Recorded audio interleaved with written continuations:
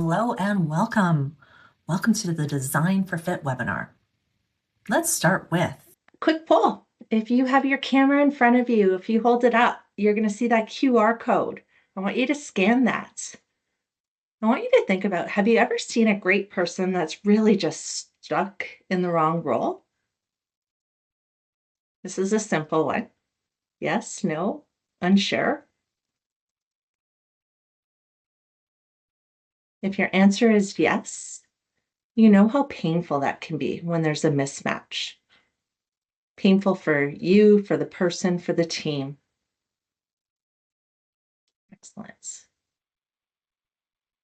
Outstanding. So far, yes, yes, yes. We've seen wrong person stuck in the, or right person stuck in the wrong role.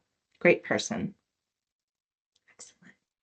So I want us to really reflect and notice that it's not necessarily about motivation. It's usually about a fit and a design problem. So let's take a look a little bit more. We've got 10 results there. Anyone else? Okay, well, let's keep moving on. So misalignment has a few predictable pain signs that show up in different levels.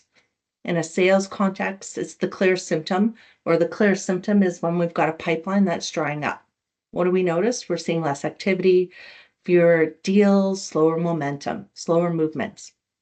At a team level, when we've got misplacement and misalignment, it shows up as underperformance, missed goals, even or uneven execution, and managers that need to constantly step in and pick up the slack. At an organizational level, what do we notice? We notice project stalling, we noticed engagement plummeting, and then we notice that teams become overly dependent on leadership. They need to push everything forward themselves. Why is that? Because the role expectation and the capabilities aren't matched based on the people that we've got in those positions.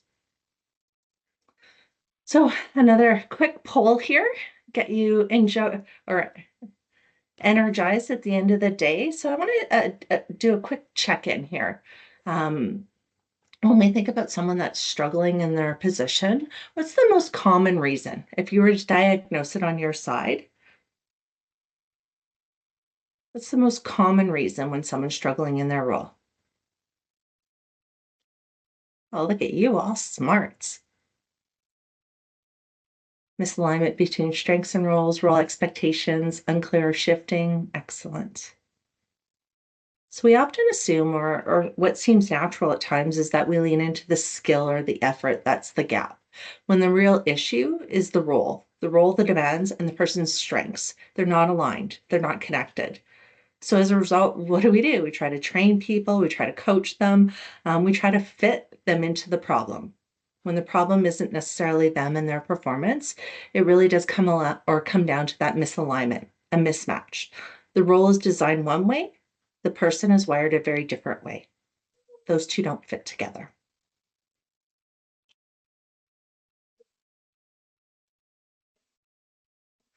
So, here's a situation that we've all seen. We have two people, exact same resume, same training, even the same level of support. One thrives and one stalls. What's the difference? Use in the chat. Feel free to drop it in if you're thinking about it. One thrives, one stalls.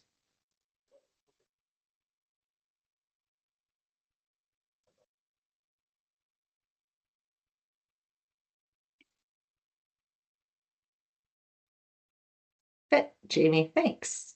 Yeah, job fit. Manager support. Thanks, Ashley, for sharing your thoughts. It's not usually effort, and it's not usually direct skills. It's about their wiring, how naturally they think, they decide, they operate. Does that match what the role requires, what the role demands? When there's a match, what happens? Performance looks easy, growth feels natural. When there's a mismatch, everything takes more energy. The results are inconsistent. That's why job modeling really matters. They help us make those demands visible so we can design the fit and not just hope for the fit. So let's put a real spin onto this. Let's think about hunter and farmers. You hire someone who's genuinely great with people. Clients love them. They build trust, they go really deep. Fast forward 6 months. What's happening? Pipeline's not growing. The revenue lift just isn't showing up there. Any ideas what might be happening in that situation? It's not that they can't sell.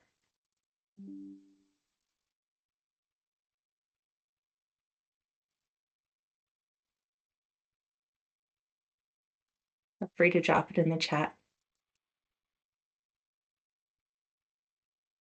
That they can't sell. It's that they're wired more like farmers, while the role is demanding something different. The role is demanding them to be hunters, high bound energy, rejection tolerant, and constant prospecting. Yeah. So let's flip that around. Your hunter brings in all these new businesses. What happens to the loyal clients when that happens?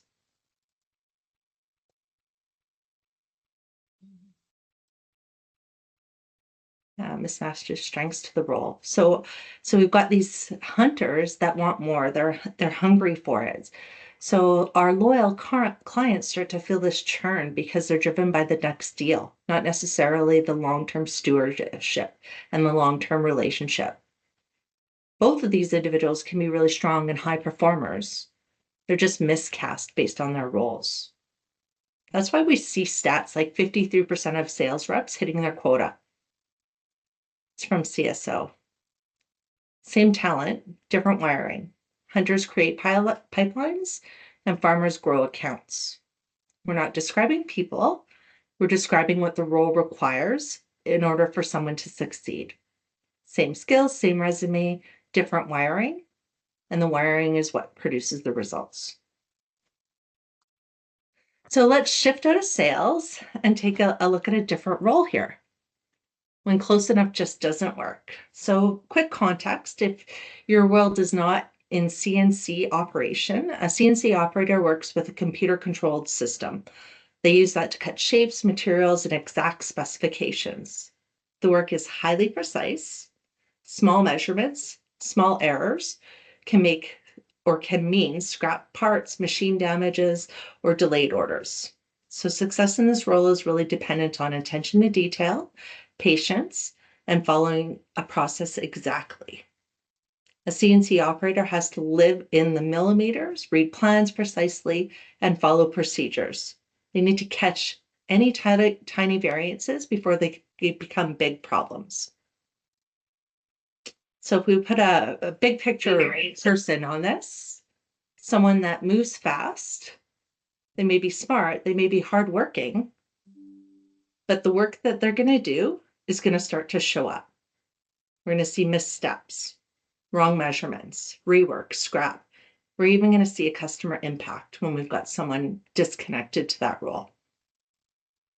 In many manufacturing environments, one error, any guesses as to what one error could potentially cost?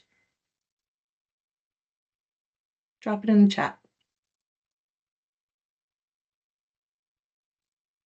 One error can easily cost up to $17,000 when you look at the materials, you look at the machine, the time to delays, and the quality that that follow-up has. So the point when we think about the misfits, it's not just frustrating, it can be extremely expensive for an organization. Fit is a performance strategy and it's a cost control strategy for an organization.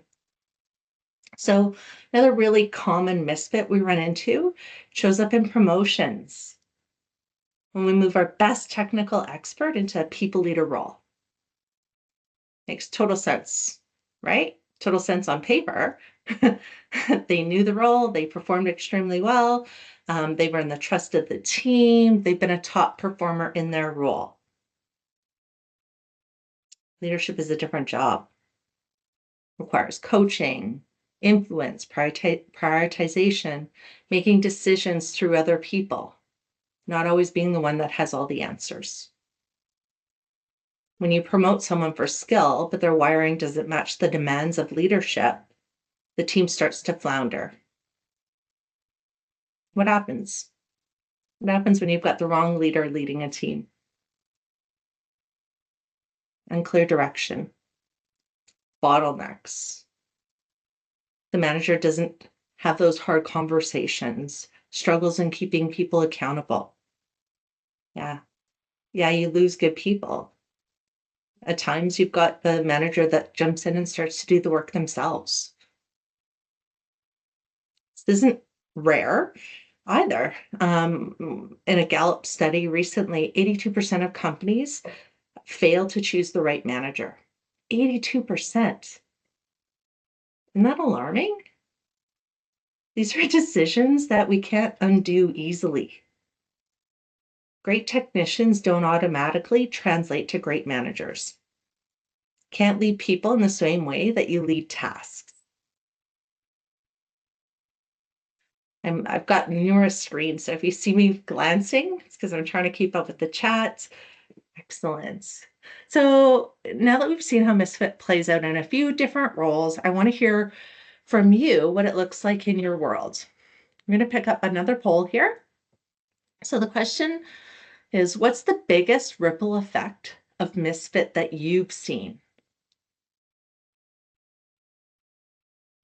As you're thinking about this, you're probably thinking, that ripple effect doesn't show up right overnight.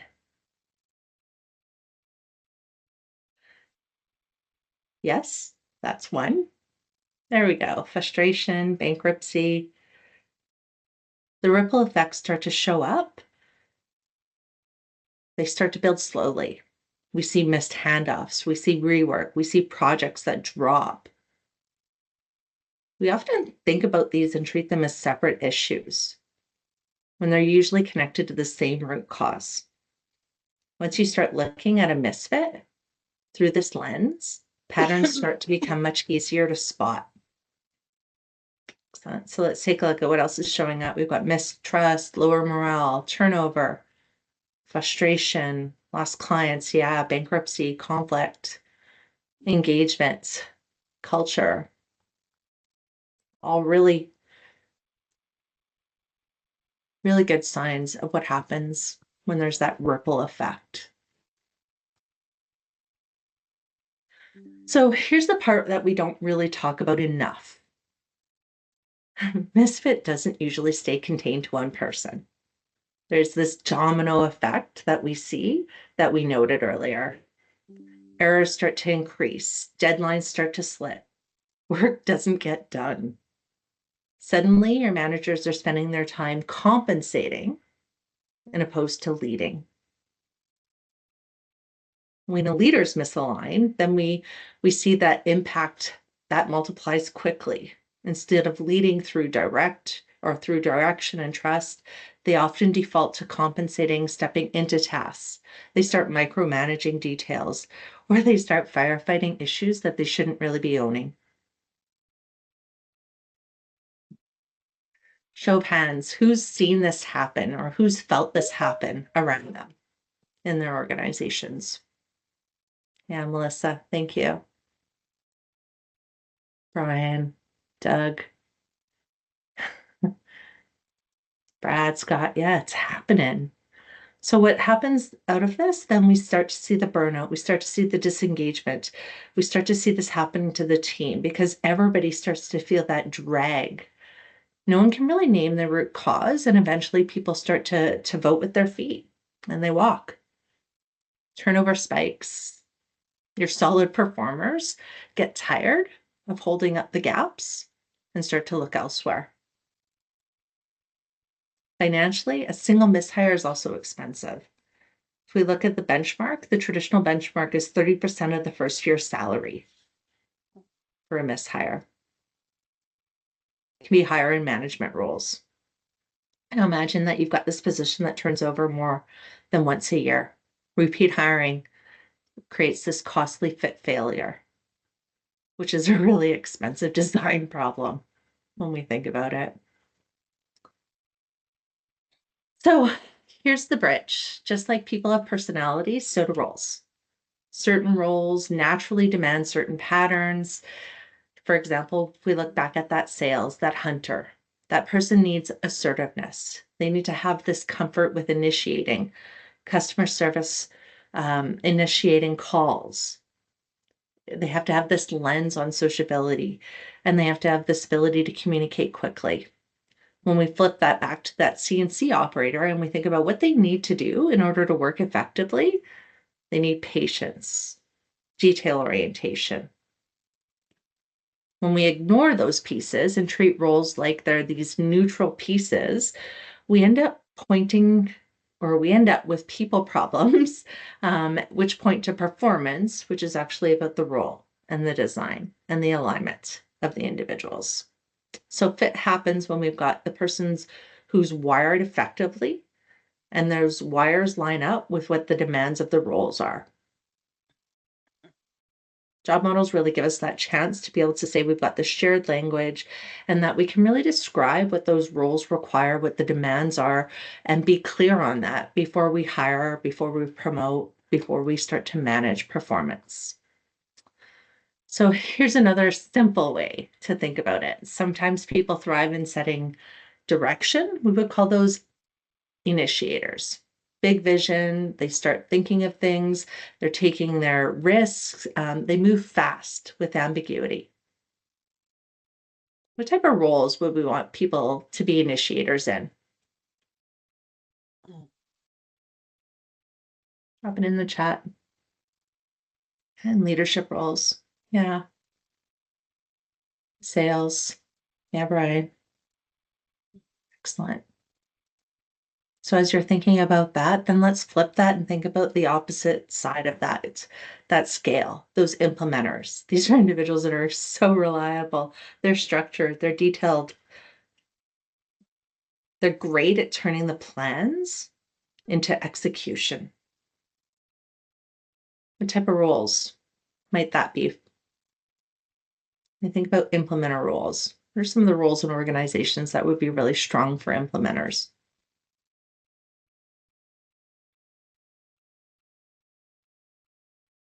I'll let you think on that. Excellent. So think about swapping initiators and implementers and roles. Imagine if you had an implementer in that leadership type position. What are you going to start to notice? What are you going to start to see?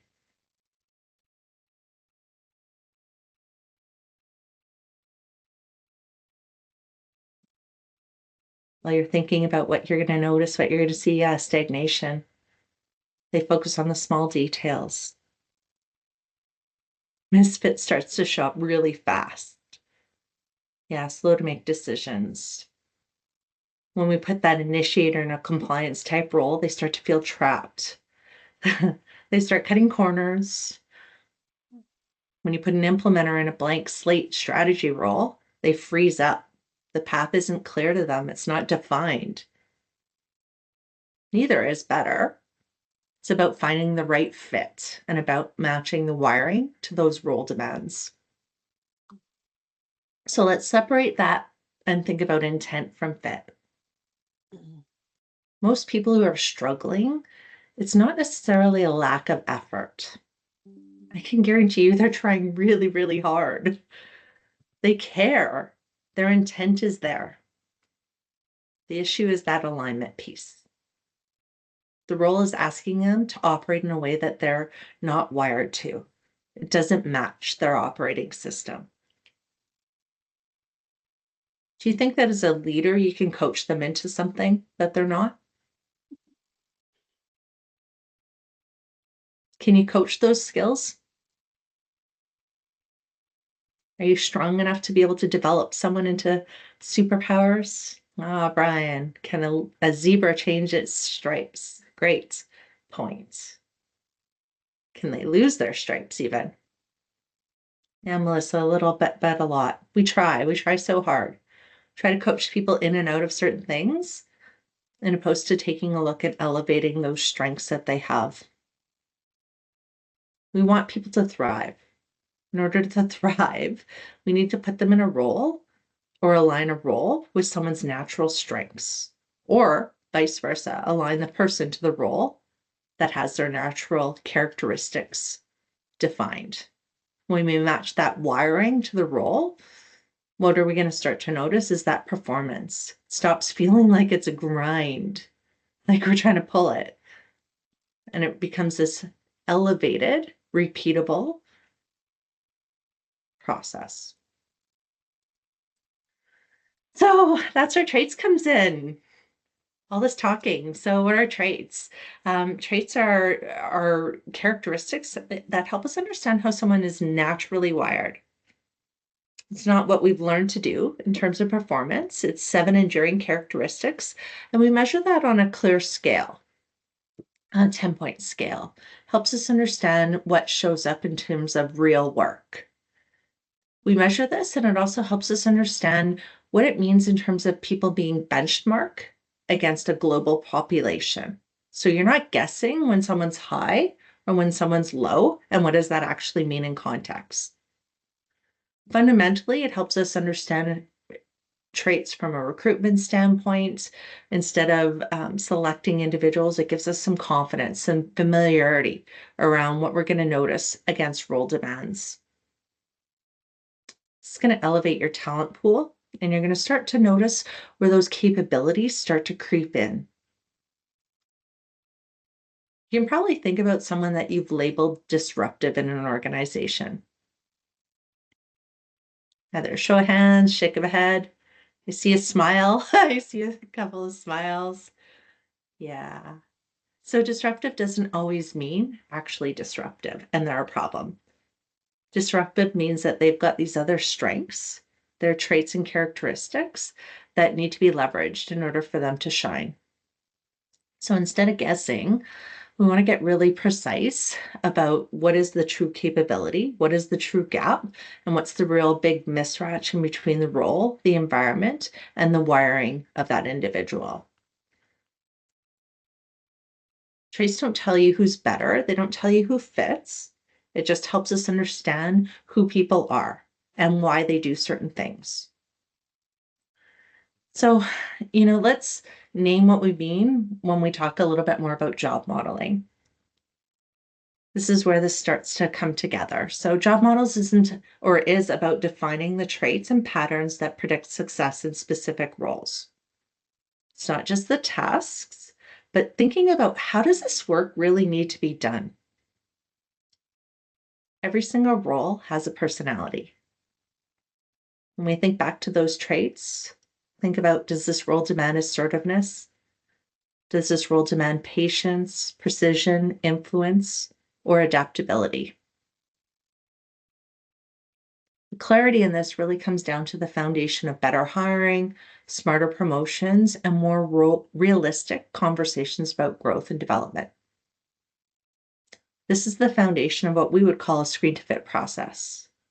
It's a structured way that helps us define role demands and then align those role demands before decisions are made about who you've placed into those positions. What does this do ultimately in an organization? Reduces the risk, reduces the potential misfits. It reduces those costs and those investments that we looked at earlier about hiring and hiring again. So what does that look like? We reduce the risk by redefining really what success truly requires. This isn't about what we wish the role were. It's about what constantly drives high performance in any position. If you were to think about that, what constantly drives high performance in roles? We look at the core traits, we look at how people show up, who has done this job really well over time, not necessarily what the job title says, or what did the last person in that role do. When we think about job modeling, the real question is what does this role demand day in and day out in order to succeed?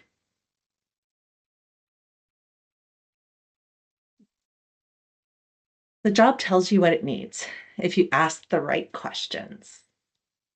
So I want you to pick one role in your organization where you suspect there might be some misalignment. Not because someone's failing, but because the role feels harder than it should be. And I want you to drop that into the chat. Think about one role in an organization that feels like there might be some misalignments. What's that role?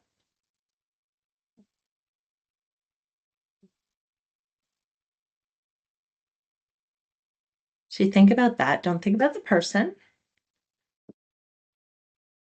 Focus on the work itself.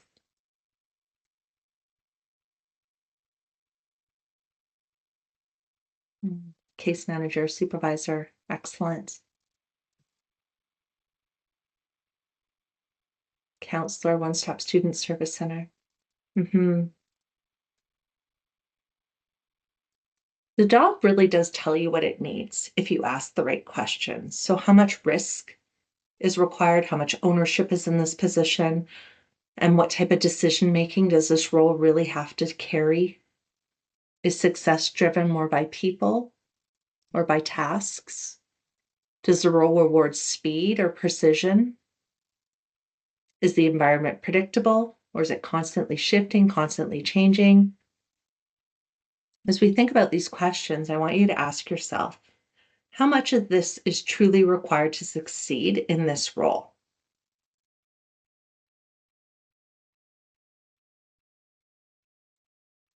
So when we talk about assertiveness in job modeling, we're not talking about confidence or personality style. We're talking about ownership and impact. This trait reflects how much the role requires someone to influence situations, make independent calls, take responsibility for outcomes. So I want you to think about that role that you identified a bit earlier. Is this role directly accountable for results? Do their decisions affect revenue, cost, people, hiring, firing? Are they responsible for numbers? How visible are those? Is this person expected to give direction to others or take direction? Are they doing the work themselves or are they doing the work through others?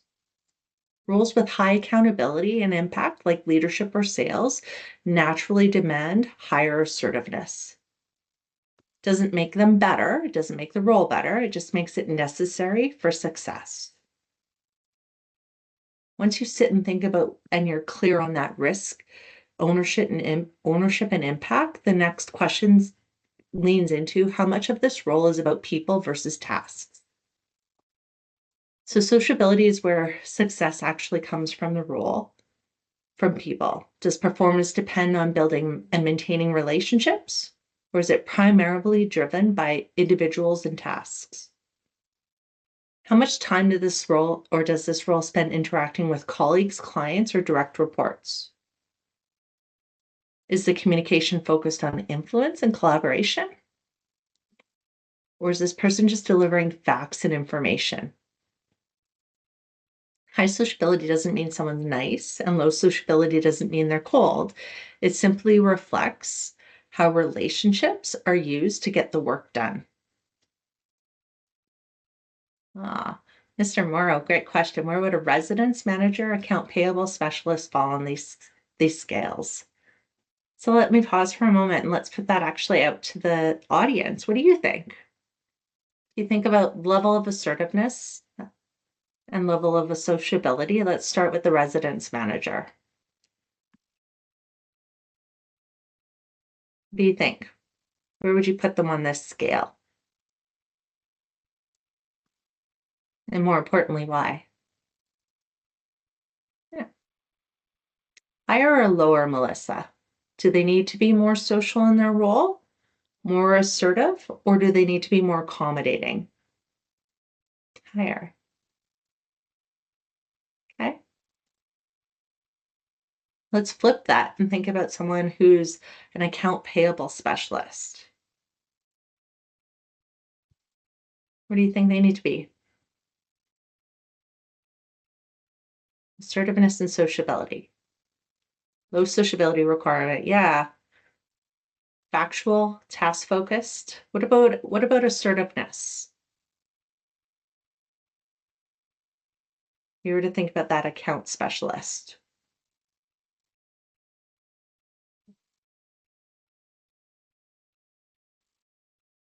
Brad, some level of assertiveness. Tell me why you think that.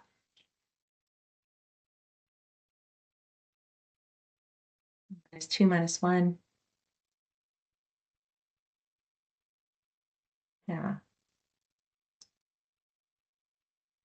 So you can see how roles start to take personalities.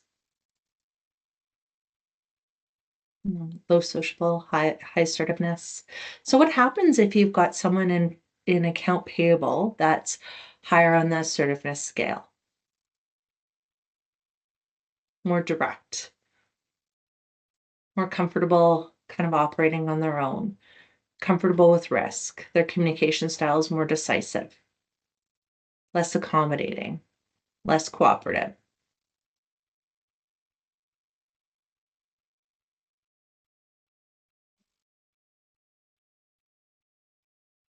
Job fit, manager support. Just going to move this down a little. Yeah, they want to take charge over the controller. Higher on the assertiveness scale. Yeah, Brad. We'd want them to be a little bit more collaborative. Yeah, excellent. Okay, well, let's go through a couple more of these characteristics. So the next one is patience. So patience shows up in terms of pace and predictability of the work. Some roles require staying with one task, like that accounts payable, or one project over time, working steady and consistently. Others require constant change, interruptions, and the ability to shift priorities. So when you think about the roles that you're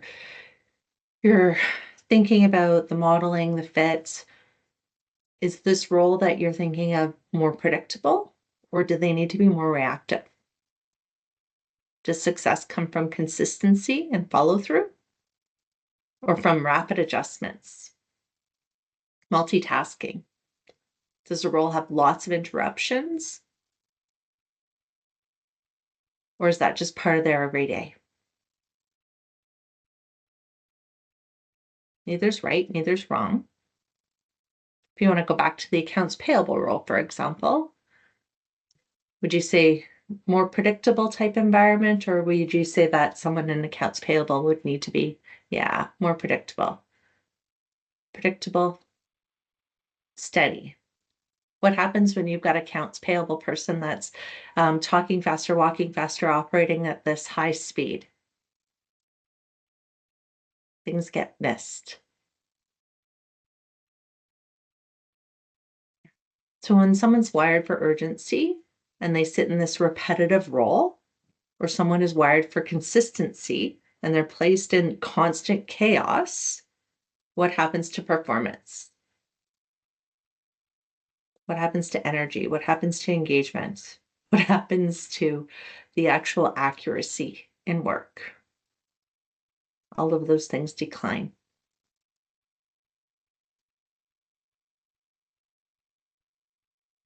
Once we think about the pace, think about the role, what the role requires, then we start to think about detail orientation. So when I talk about detail orientation, we're really talking about how much structure does the role require and how comfortable does someone need to be operating within or without structure.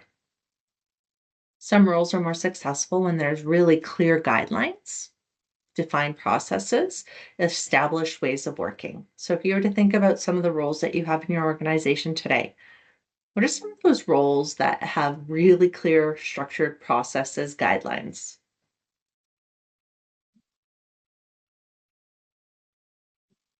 Drop it in the chat. Safety is one of those that comes to mind. There's systems, there's processes, structured guidelines. Finance would be another one that comes to mind. Yeah, finance and accounting, bookkeeper. Mhm.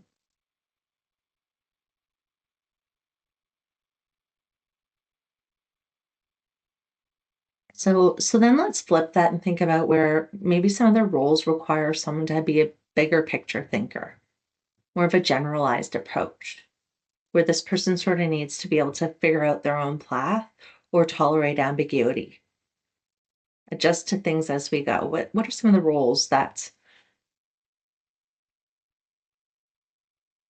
would be bigger picture thinkers?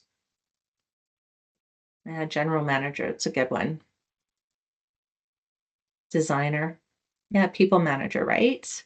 Can't dive into the weeds. You need to rise above it. So when we think about the traits, the characteristics, we think about those scales and where people fit. Each of these each of these dots or each of these points on this scale means something different in what you're going to notice in terms of performance. So when we step back and look at traits altogether, we start to see patterns that emerge around roles. That helps us design a really clear job model for an organization. So then we take a next step and we reduce the risk in making decisions and role demands and visibility by turning those traits into what we would call that job model, that clear picture of understanding what does the role really demand and require. It becomes this reference point for HR, for leaders, for employers or employees. It answers questions: what does this role require more of? What does this role require less of? And what trade-offs are built into this job? This would be an example of what a job model might look like for a leader. You can see how traits start to clearly define and their weight into what those roles and demands require. So the tool gives us consistency. It helps us really understand what people are working with under the demands and understanding of the role. And it's not necessarily about personal opinions or using judgment and bias. It's about what the role requires against a model. It removes the ambiguity. It helps with performance conversations. Instead of thinking about you're not doing well, the conversation becomes here's what the role requires, and here's where there's alignment, or here's where we're off in that alignment. Mike's got a note there. Yeah. So the third piece of this, as it all comes together, we've built the job model, or we've identified the traits, we've built the model based on what the job really demands. We also have the ability to take a look at the people against that model. Helps us understand what our current employees look like. What does our high potential look like depending on the position? What are we looking at in terms of successors and candidates for recruitment? This is where this becomes really actionable, where we get a chance to take a look at our high potential, our candidates, our successors. It's not to label people good, not bad, but it's to understand the fit and understand the risk. This works for hiring, promotion, succession planning. It's not about judging or labeling. It's truly about understanding that alignment and where someone's natural wiring matches the role, where there's going to be gaps and where there's an opportunity for development or potentially a different role that makes more sense based on where that person is wired or how that person is wired. In recruitment, this is extremely powerful. Instead of hiring based on resume, confidence, or interview performance alone, you can use this screen to fit process that really lines up with what the role demands. Using the comparison gives us the logic, helps us apply this internally, helps us make these decisions much smarter related to promotions, to development, succession. We take the guesswork off the table. So let me pause for a moment. What questions do you have? What's coming up for you?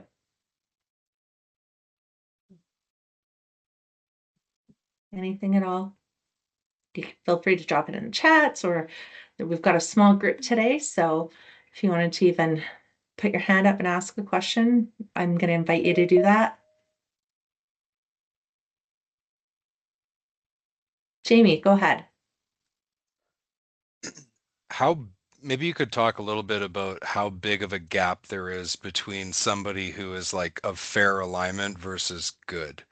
Because I think when we look at a scale of 4, it's hard sometimes to get your head around like the actual differences in behavior that are accompany those differences in alignment. Yeah. So when we look at someone who's good alignment, think about someone being kind of a 10 out of 10, or maybe not a 10 out of 10, an 8 out of 10 in terms of alignment for the role. So their characteristics are closely aligned to what the role requires. So when we look at that, we think about how does that elevate performance? How does that help someone step into that role, know what's necessary, and be able to start contributing at a higher level right off the bat? When we look at someone at fair alignment, think about someone kind of around a 4 to 6. So if you were thinking about your best scorer, for example, do you want them to play at a 4, level 4, 6, or do you want them to be playing at a level 8 to 10? That's where the alignment comes in. When we look at low alignment can be for a variety of reasons. It's how their traits and characteristics line up specifically with that job model. It doesn't necessarily mean you don't look at those individuals. It means that you look at them dependent on what you're looking at for the role. So if you're looking at a specific role and you're using a job model, they've got low alignment for that, but they could potentially have alignment for a different role in the organization if they've got the skills and the capabilities to support that. Did that answer your question well enough? Okay, awesome. So what does the assessment tool look like and who develops the best job model? So Matt, that's a great question. So the assessment tool is called traits. So at the end, I'll give you some contact information. You can reach out to us and we can share what this looks like. It's a psychometric tool that measures 7 enduring characteristics on a 10-point scale of each of them. It helps us understand really what you're going to notice of individuals, applicants, leaders. The job model is based on organizational needs. So every organization, we start to build models specifically for that organization. So if you think about an account payable person in a large organization, what might be required of them might be somewhat different than a kind of a couple person show in a smaller organization. Demands of the role may be different. Job models are designed based on what the role requires for organizations. What other questions do you have?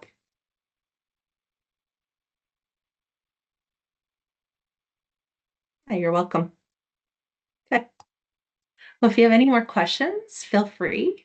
If anyone has any other points they want to throw out there that, if you've had exposure or experience with traits, with job modeling, with the screen to fit process, happy to hear what your thoughts are. It's the best way to take job description and make a job model to match it for recruiting. Great question, Brad. So again, if you reach out to us, we can guide you through that process, but we take a look at the job description. We've got a list of questions that we would ask as we go through each of the traits and characteristics. So where we look at, for example, assertiveness, we start to ask the questions around, what level of accountability does this role have? What are the types of decisions that this person's going to make, for example, in their, or I say person, what's the type of the decisions that this role makes?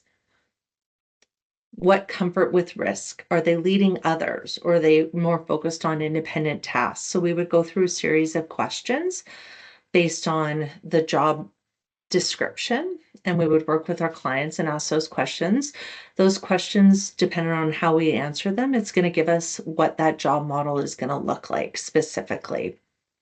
If we're following the screen to fit process, we would take every applicant that you have and they would be applied or compared against that job model. So then what that does is it stack ranks your candidates similar to what you're going to see on the screen and gives us the individuals that are most aligned to the characteristics of that position and that role. In theory, if Mr. John Smith has the background, the experience that you require of that role, they also have the characteristics and the traits to be able to step in, be motivated by doing that work. Be really good at it because that's who naturally they're wired to be. Great question. Do you have a recommendation when the fit is off and you want to assist someone find their job fit in a role in another organization? So Melissa, I would take that from a leadership development standpoint. And I think what I do is I'd probably do a step back. How is that person wired? What are they naturally really great at? And where might they struggle? I think about their strengths and their shadows. And, is it really the role misalignment? Is it a leader misalignment, expectations misalignment? So I always start with the assessment to better understand what we're working with. And often those conversations really evolve into, this is what the role requires. When we put you in that position, what do you enjoy about that? Or where do you struggle? So for example, when you move an individual contributor, technical expert into a leadership role, one of the requirements is having difficult conversations. When you talk about having difficult conversations and someone says, no, I don't enjoy doing that. Well, that's a requirement of the role. Often people start to sit back and go, okay, that's not what I enjoy doing. I don't know. I don't know if I really want to be connected to this position. So, our traits assessment also has a separate spot that talks about current job behaviors. So it actually really gives a good snapshot in terms of how is this person wired? What are their natural characteristics? And it flips that to when they walk through the door, how do they think they need to be?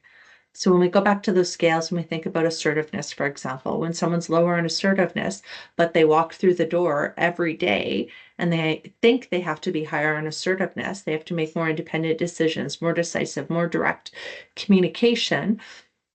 How does that provide them job fulfillment?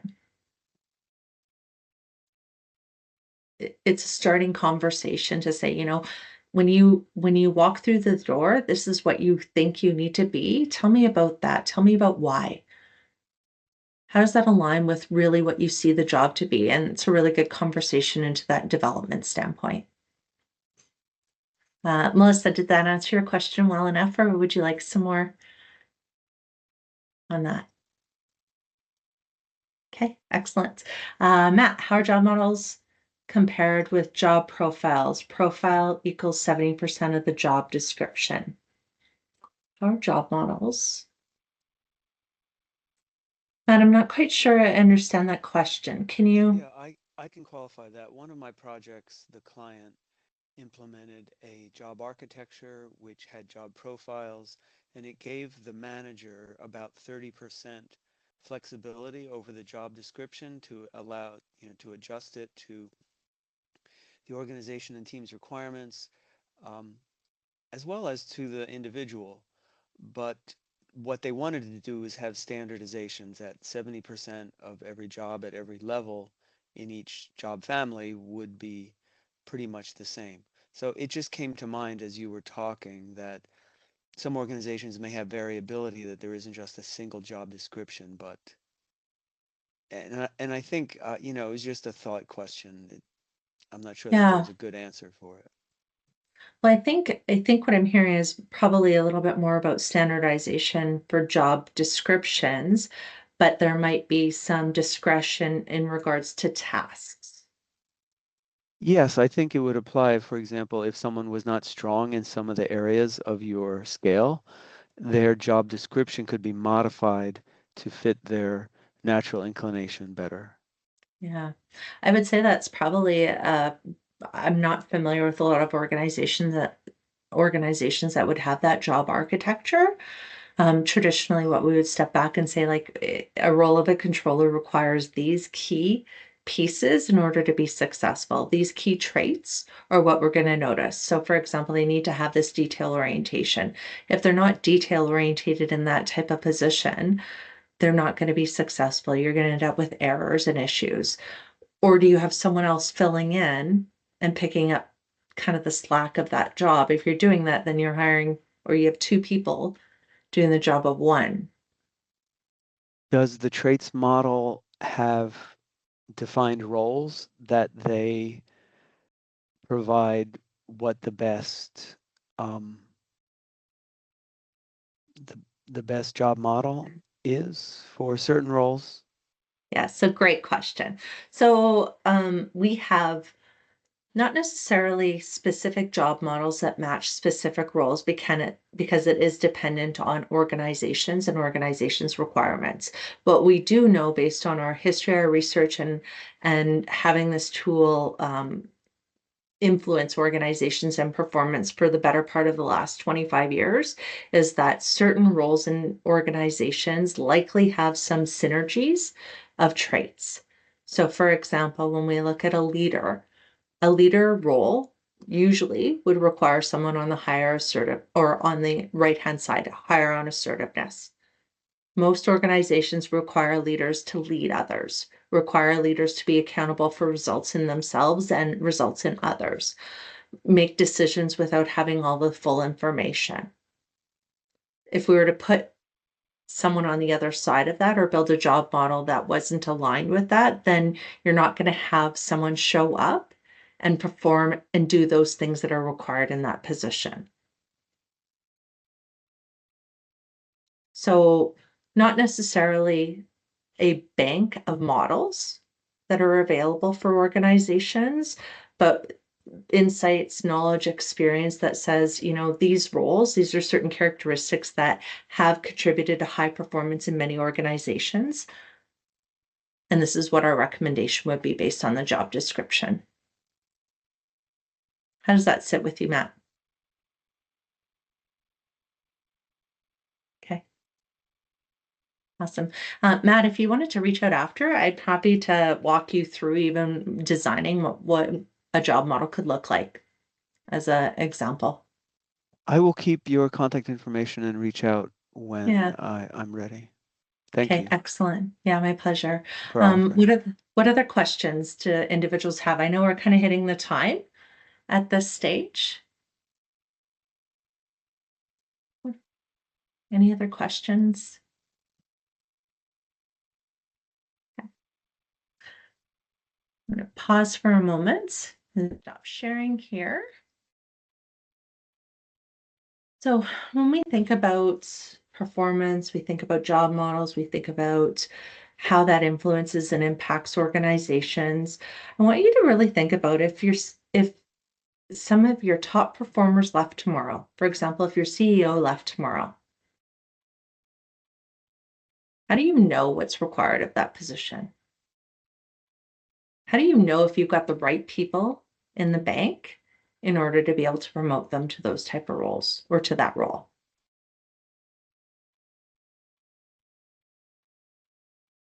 Do you know? Potentially. This is how this job modeling starts to take effects. We build a CEO job model. We take a look at your internal candidates, align that against the model to determine whether or not there's a fit there or there's untapped potential in an organization. Thanks for joining, Matt. Okay.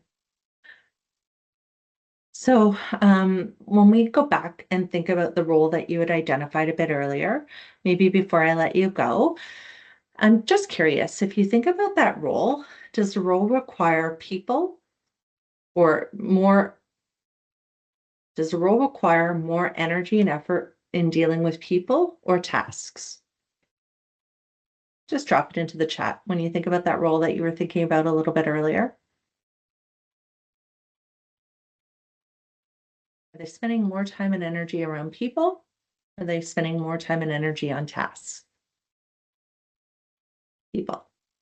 People. Excellence. Fantastic. All right. I want to thank you. I thank you for joining me. I thank you for letting me explore our hunter, our farmer, our manufacturing, our CNC position, the leadership positions. I absolutely want to say reach out to me if you have any questions, if you're curious to explore more. And I'd love to just know in the chat, what's one thing that stood out for you based on our conversation today? One thing that sat with you today. As you're thinking about that,